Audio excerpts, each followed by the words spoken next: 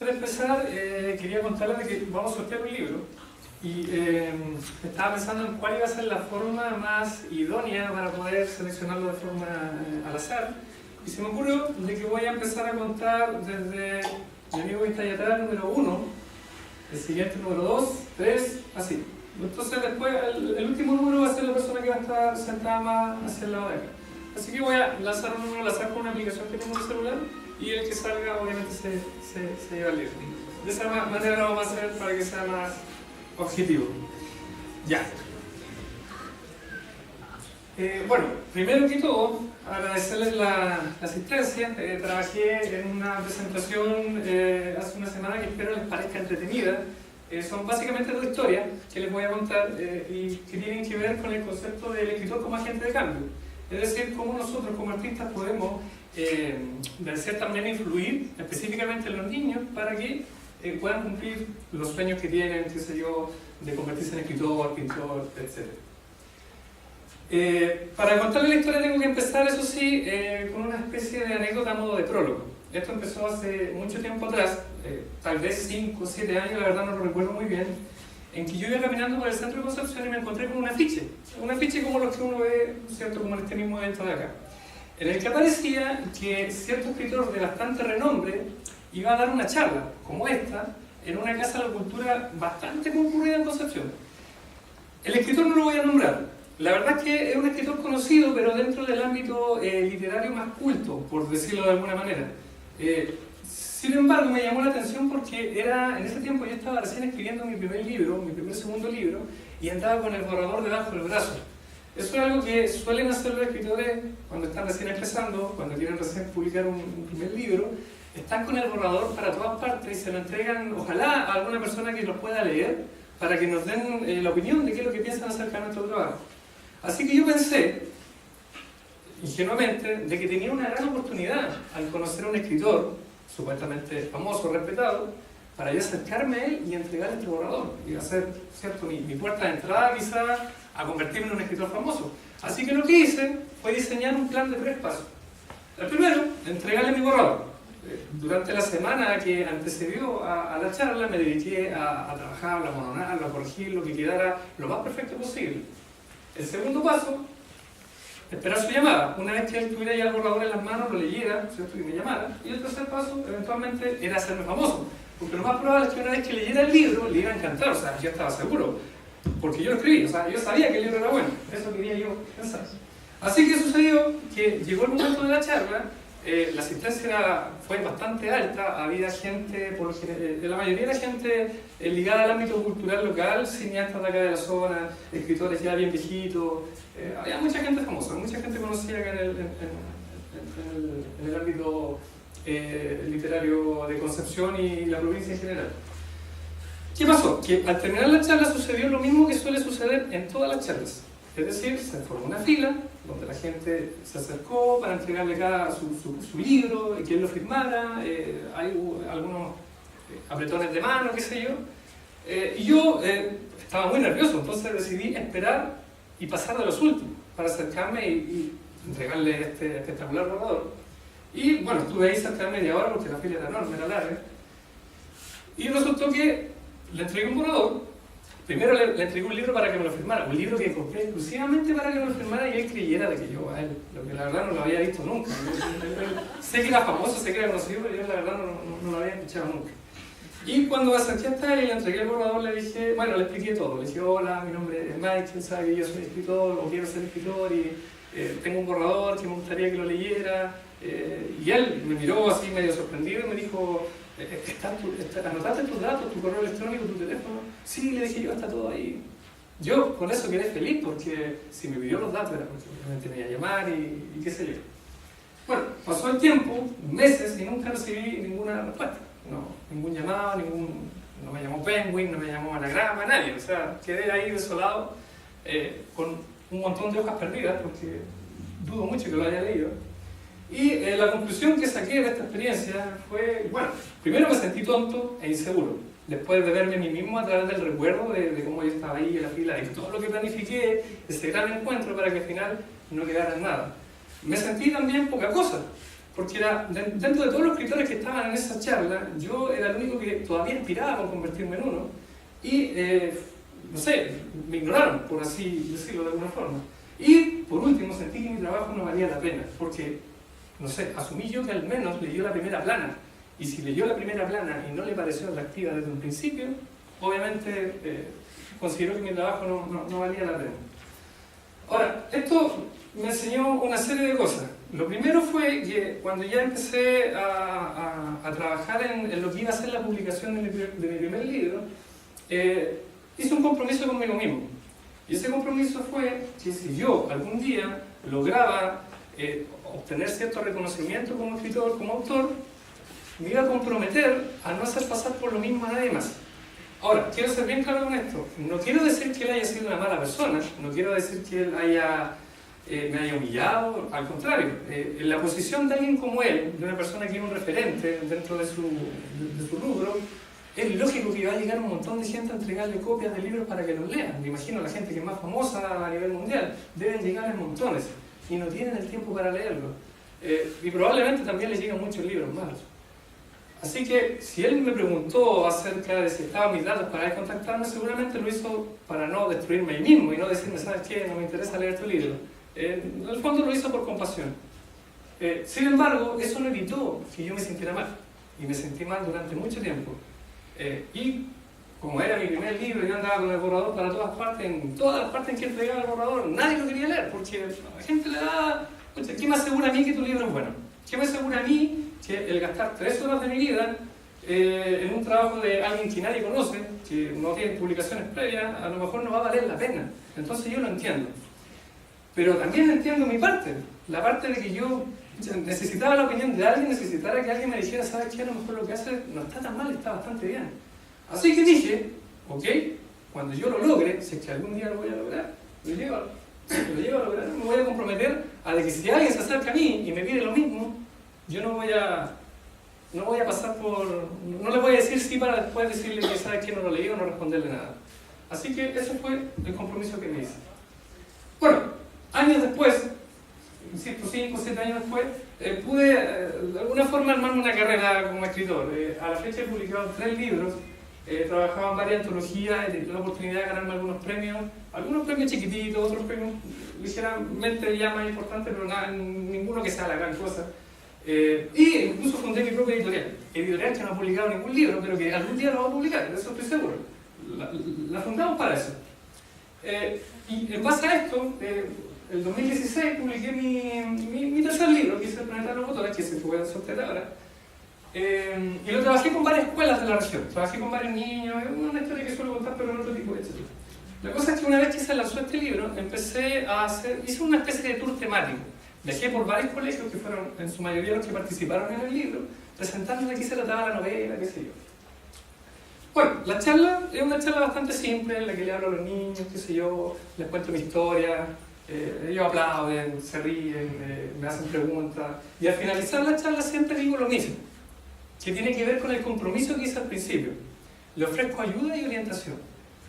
¿Cómo lo hago? Les presento mis redes sociales en su vida, en base a algo que parece que a él también le gustaba. Sin embargo, yo seguía sin entender por qué los codazos y por qué incluso las miradas de incredulidad de los propios docentes. Así que al finalizar la charla fuimos a comer, que es lo que se suele hacer en todas las charlas. Yo, menos mal, cuando me invitan a escuela y a liceo, como mucho, porque hacen muchos cócteles.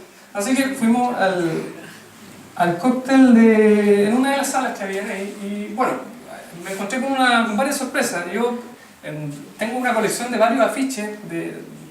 La escuela suelen hacer afiches con mi cara, no sé de dónde saca la foto, y le ponen ahí de escritor tal, viene para acá, qué sé yo. Y uno de estos, los niños sacaban los afiches a medida que nosotros nos íbamos acercando a la parte del cóctel, y me lo entregaban para que yo les firmara autógrafos, me pedían selfies, o sea, a mí me trataron como un rey. Y con eso quiero hacer hincapié en cómo es la percepción de un niño con respecto a un artista que ellos se los presentan como la gran cosa, a pesar de que quizás no sea tan así. Bueno, llegamos al cóctel, a comer.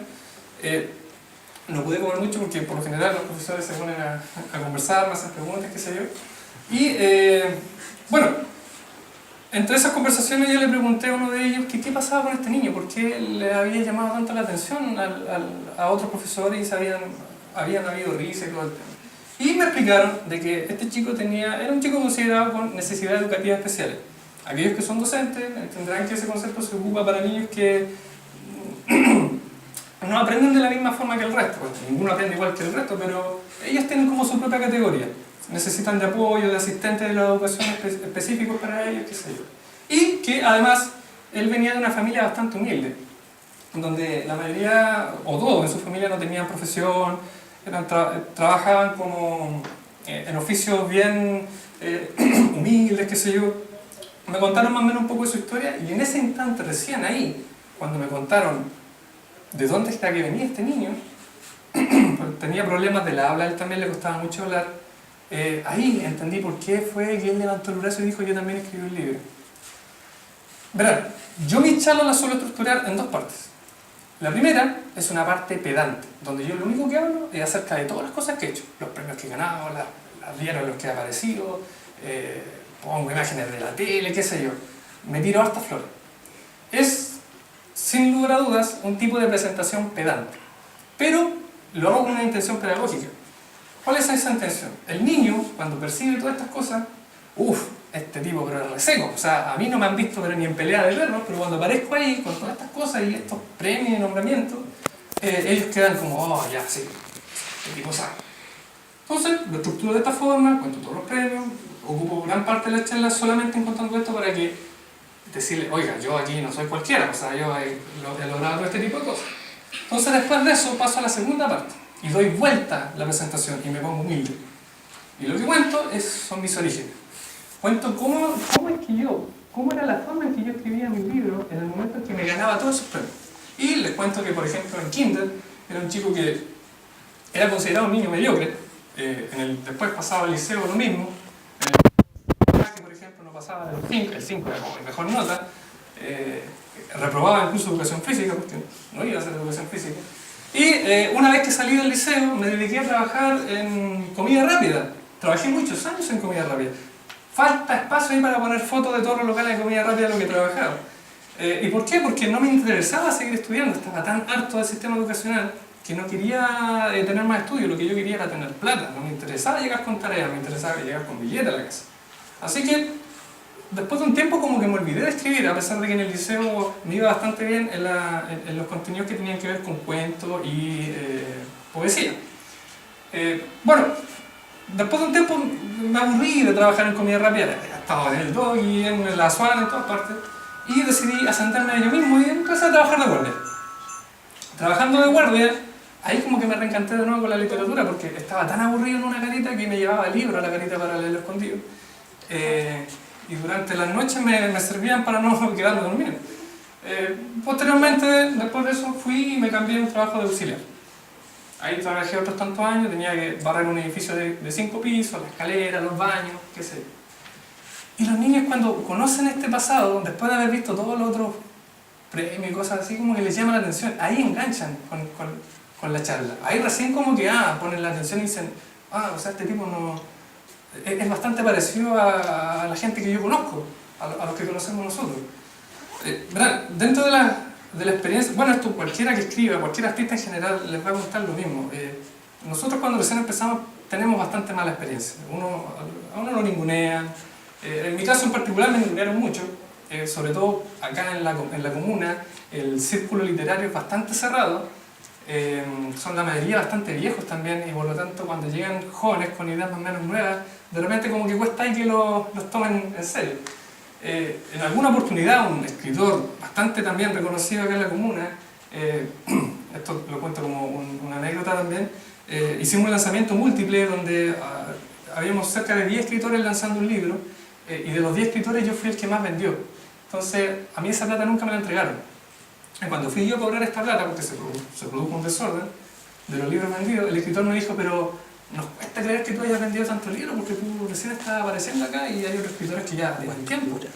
Sí, tiene lógica, pero la verdad es que la razón por la que yo vendí más libros no era porque yo era un tipo seco, era porque la mayoría de mis amigos y familiares habían asistido específicamente para comprar el libro en el lanzamiento. Había cerca, no sé, 150 personas y yo creo que cerca de 70 no solamente conocidos míos. Y yo con suerte había vendido 10 libros. El resto, imagínense cuánto vendió, menos que 10 libros.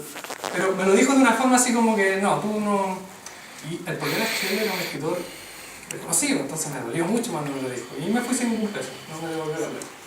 Y otra de las cosas que me pasó en estas malas experiencias fue que me estafaron. En mi primera edición, un editor, que esto suele pasar mucho cuando uno recién está empezando, que lucró con mi sueño. Yo quería publicar a como de lugar y él se aprovechó de eso, me cobró un montón de plata y me quedó debiendo unos libros, etc. Bueno, todas estas malas experiencias terminan conformando, ¿cierto?, otras buenas. O sea, yo aprendí mucho de eso. Aquí tengo una foto que siempre la pongo en todas partes porque es con las chicas de la comunidad de literatura juvenil. Y es el resultado de un proceso bastante largo, de años. Yo estoy seguro que a algunas personas le ha costado mucho más que a mí, a otras quizás menos, pero uno al final toma las experiencias que le tocaron vivir y trata de sacar lo mejor de eso. Ahora bien, el remate de la charla que yo les doy a los niños siempre es el mismo. Les cuento que en la misma institución donde terminé trabajando como auxiliar, terminé al final siendo ascendido como director de un departamento. O sea, imagínense el cambio, es como nada que ver. Y los niños aplauden, siempre como que se emocionan, como que son parte de alguna forma, empatizan contigo en tu historia y te dicen, no, ahora ya eres director de, no sé, de la universidad donde trabajas. No es la gran cosa, la verdad, sí, es puro número. Bueno, después de esto, ¿qué pasó? Que terminé por comprender a cabalidad qué es lo que quiso decir este niño cuando dijo yo también escribí un libro. No era una frase simplemente tirada al azar, había algo detrás de eso. Y bueno, como entenderán, en base a lo que les conté recién, hay gente acá que escribe, que ya lleva libros publicados. Escribir da miedo, sobre todo cuando no se ha hecho nunca, cuando nunca se ha publicado un libro. Uno se tiende a comparar con otros escritores, sobre todo de trayectoria, uno toma otro libro y dice, no, a mí no es tan bueno, a uno le da miedo. Y hay un denominador común que suelen repetir los niños, y esto lo he visto en cada uno de los colegios que he ido, cuando yo les pregunto, ¿qué creen que se necesita para ser escritor? Muchos de ellos dicen tener buena imaginación, saber harto, pero hay dos cosas que siempre se cumplen, a rajatabla. Una de ellas es tener buenas calificaciones y ser un profesional. Y estas dos cosas de pronto los bloquean, porque muchos de ellos no tienen buenas calificaciones y probablemente muchos de ellos tampoco tengan familiares que sean profesionales o quizá ellos mismos no se van a ver como profesionales. Lo que yo hago a través de mis charlas es tratar de demostrarle que no es tan así. O sea, yo era un estudiante, entre comillas, mediocre, para lo que el sistema considera como mediocre. Y en ese tiempo, durante el tiempo en que escribí mi libro y me gané incluso algunos premios, yo tampoco era profesional. Entonces, ¿qué sucede? Que cuando les cuento que yo, Mike Loyola, ¿cierto?, lo invitan a una universidad, le presentan, no sé, al director de una universidad importante con un cóctel, le sacan fotos, va al diario, qué sé yo, y después llega a su trabajo, se saca el terno, se pone el overol para después empezar a hacer aseo en un departamento, en un edificio de 5 pisos, o que jugaba, no sé, o perdía el tiempo, entre comillas, leyendo libros como guardia. Ellos, ¿qué es lo que hacen? Relacionan esa historia con la realidad de su familia. Y resulta que, claro, este niño tenía familiares que trabajaban haciendo aseo, tenía familiares que trabajaban o que habían trabajado haciendo guardia. Por lo tanto, cuando ellos ven eso, que el escritor que en un principio estaba ahí todo incólume, ¿cierto?, arriba, presentando todas las cosas que había logrado, resultaba que tenía el mismo pasado que sus familiares, claro, eso lo motivó, lo hizo ignorar la risa, lo hizo ignorar la mirada incrédula de los propios docentes y lo hizo cambiar su perspectiva acerca de que lo imposible era posible. ¿Qué es de este niño ahora? La verdad no lo sé. Me gusta imaginarlo de esa forma. No es ella en todo caso, pero me gustaría pensar que yo una vez después que me fui, él tomó el libro que quedó en la biblioteca, lo leyó y quizá seguirá escribiendo. Él en el momento en que levantó el brazo, yo le pregunté qué había escrito, me dijo que era una novela de 5 páginas y que tenía varios otros textos trabajando y algunos poemas. Espero que ahora ese libro sea de más de 5 páginas, que sea de 15, de 20, de 30, qué sé yo, pero que siga escribiendo, que se sienta motivado y que los comentarios del resto no lo hayan hecho desistir de un trabajo que es largo, porque escribir cuesta mucho. Para terminar, les quería contar, ahora yo he escrito 3 libros, pero ahora voy por el 4º. Estas son unas ilustraciones que pretendo incluir en mi último libro. Las traje para que, bueno, hay varios acá que creo que ya las han visto, mi más cercano. Es un libro que voy a publicar ahora en el 2018, aprovecho de pasar el verbo. Lo estoy trabajando con una ilustradora italiana que vive acá en Chile y que espero que me permita de nuevo iniciar un nuevo tour de presentaciones en colegio y poder ojalá vivir otra experiencia como las que les acabo de contar, para después ojalá también poder transmitirla en eventos similares. Les dejo mis redes sociales, si hay alguien interesado. Les dejo el mismo ofrecimiento que siempre hago, si alguien tiene texto, me lo envían, yo me tomo el tiempo de leerlo, corregir lo que sé yo, lo que se pueda hacer dentro de lo que esté en mis manos. Y les doy las gracias. Gracias por su presencia.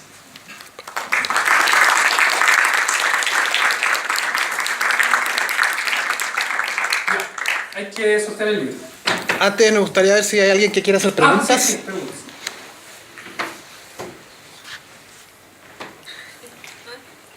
Acá. Acá, pero... ¿Aló? Sí. Mi pregunta es que, como escritor, si te dedicas a eso, ¿cuánto tiempo diario le dedicas para la lectura y a la escritura? Bueno, o, sí, claro, si es que tienes un horario así.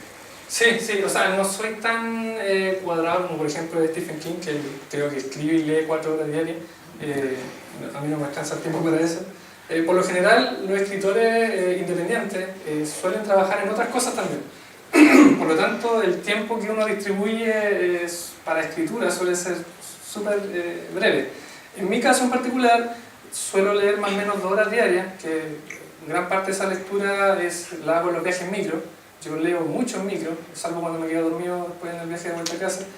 Y en cuanto a escribir, mira, depende mucho. Hay fines de semana que escribo quizá 20 horas diarias, o sea, 20 horas diarias, 20 horas en 2 días, pero en esas 20 horas no quiere decir que tú escribiste, no sé, 20, 30 planas. Hay veces que estás un día entero, 5 horas, y escribes así un párrafo, porque no te sale más.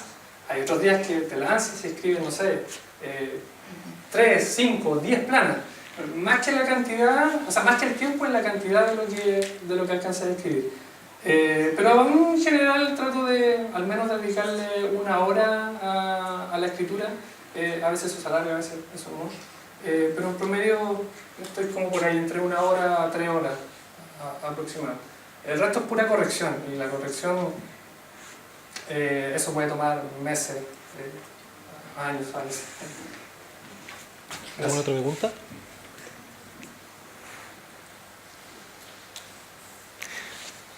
Ya, ¿estamos listos? Sí, Alejandro tiene ya... ¿No puedes anticipar de qué se trata tu próxima novela? Porque no muestras ilustraciones, pero no sí. dijiste de la temática. Bueno, es una novela, una mezcla entre vieja y nueva. Me han preguntado harto los que saben que estoy trabajando. Es una especie de reinterpretación de Pétalos para Darín, de mi libro que publiqué en 2014. Es una reinterpretación porque el libro es prácticamente nuevo, es casi el triple de largo que el original. ¿Y por qué lo hice así? ¿Por qué cambié tantas cosas? ¿Por qué agregué tantas cosas en el libro? Es porque, bueno, son básicamente 2 razones. La primera es que el original, tú sabes que de alguna forma metió un poquitito de ruido, ¿cierto? Y mucha gente lo quiso leer, pero no había muchas copias del libro. Entonces, creo que hay una demanda de esa novela que todavía no ha podido cumplir con entregar esa cantidad de libros. Y la otra razón se debe a que de alguna forma pagué el noviciado con esa novela, porque cuando me llamó la editorial y trabajamos en ese libro, me di cuenta que no hicieron nada. Entonces yo le entregué un borrador que considero yo que era un muy buen borrador, y cuando me lo devolvieron con los supuestos cambios por los cuales me habían cobrado mucha plata, me di cuenta que la novela era prácticamente igual. Entonces, en el fondo perdí plata, y lo que salió publicado era el mismo borrador que yo había enviado. Lo que ustedes, los que leyeron ese libro, leyeron el borrador que yo envié.